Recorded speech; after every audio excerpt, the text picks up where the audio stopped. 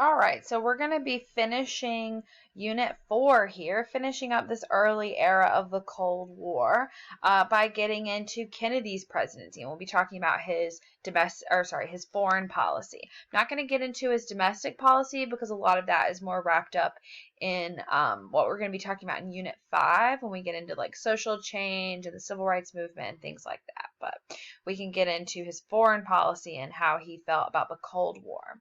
Now, JFK's first moves when he became president was focusing on something he called flexible response, which meant our military should be designed to fight any type of conflict, whether it be aerial, naval, chemical, biological, whatever. Our military and our weapons supply and arsenal needed to be extremely diverse and able to handle any threat. So we're going to see a huge military buildup during Kennedy's presidency, lots of military spending. He also really wanted to focus on third world issues. In 1961, he's going to create the Peace Corps, which is an organization still around today designed to recruit Americans to, I don't want to say do mission work because it doesn't have a religious connection, but basically do service projects around the world in underprivileged and third world communities. So they build schools, dams, water treatment facilities, hospitals, all sorts of other things. He also started the Alliance for Progress, which was an attempt to mend our relationship with Latin America. If you remember, ever since our, Gilded Age time, the good neighbor policy, we haven't had a good relationship with Latin America. And so Kennedy definitely wants to resurrect that and get ourselves into a better situation. Now, why are we all of a sudden worried about Latin America? Good question. A lot of that has to do with Cuba. In 1959, there was a communist revolution in Cuba.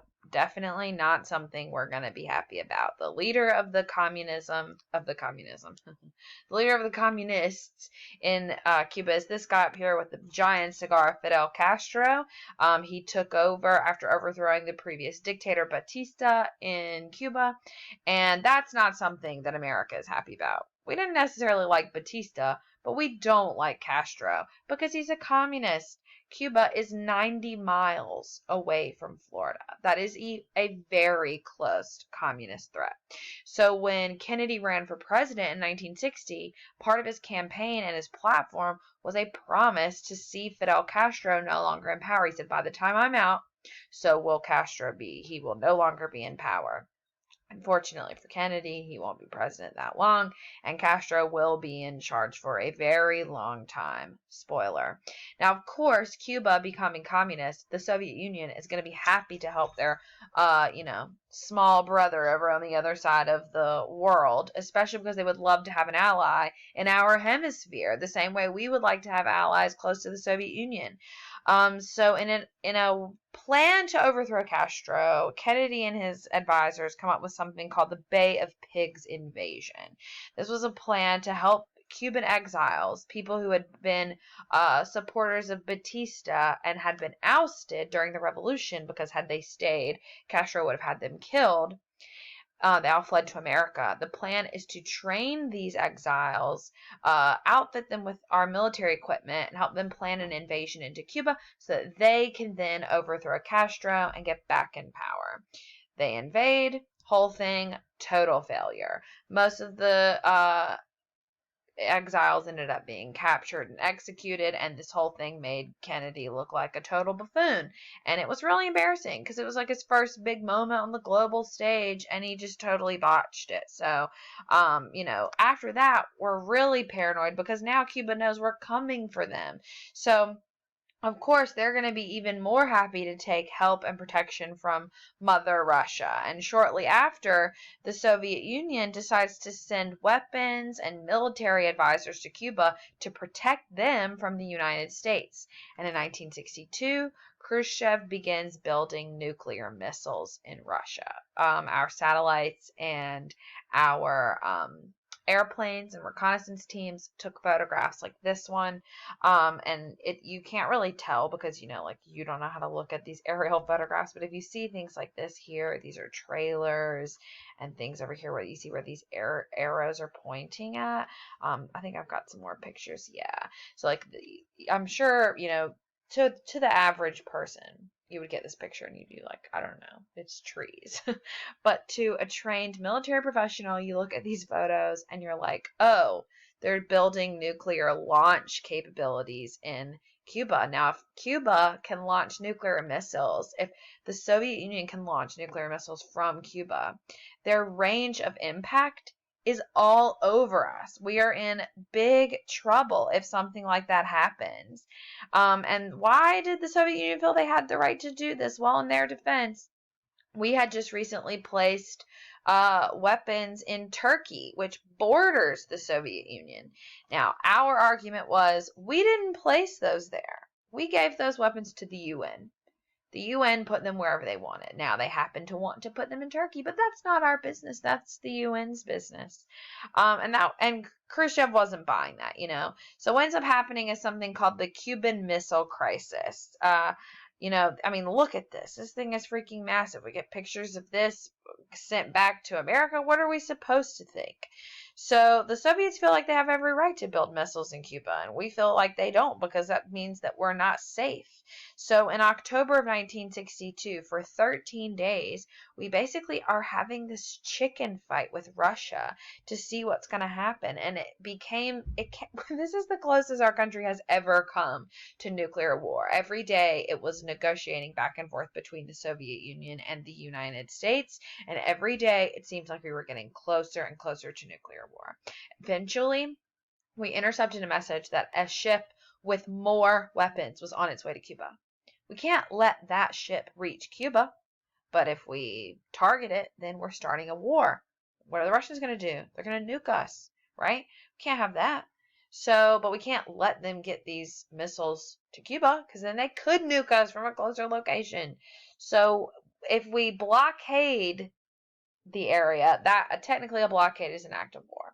So instead, we will do something called a quarantine. Kind of funny now that we're in the Corona classroom, but a quarantine is essentially also a blockade. It's just got a different name. What we're doing is we're putting ships in the ocean to quote unquote quarantine the country of Cuba or the Caribbean area so that these ships can't reach. Well, the Russian ships don't stop moving. They keep going. Like, they're just going to do it anyway. And so we're like, are we going to shoot them? And they're like, are you going to shoot us? Or are we going to shoot you? And it was this whole showdown.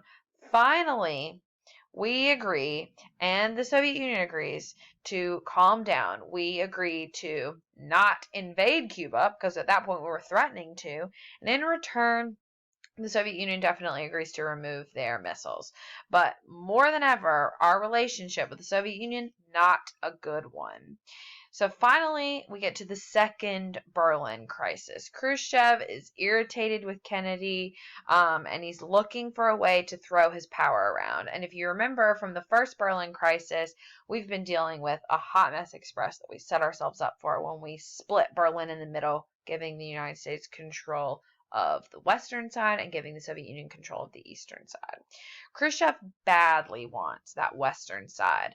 It's not good for his image, for the people of East Germany and East Berlin to see West Berlin and their success and prosperity and then think that he sucks or that communism sucks. Additionally, he wants it's the principal thing. He wants the whole city. JFK held firm. That's not going to happen. The two of them do agree to meet to talk about it in person. And, they're at a standstill. There's really no reason to talk in person. Khrushchev goes to the meeting. Hey, I want the other half of the city. Kennedy's like, no, over my dead body. And they basically start arguing at each other through interpreters. They were literally yelling at each other. Khrushchev ends up storming out. It makes the whole thing 1,000 times worse. Kennedy gets home and he says, Congress, I want you to increase the size of the military. We need to get ready. What message does that send?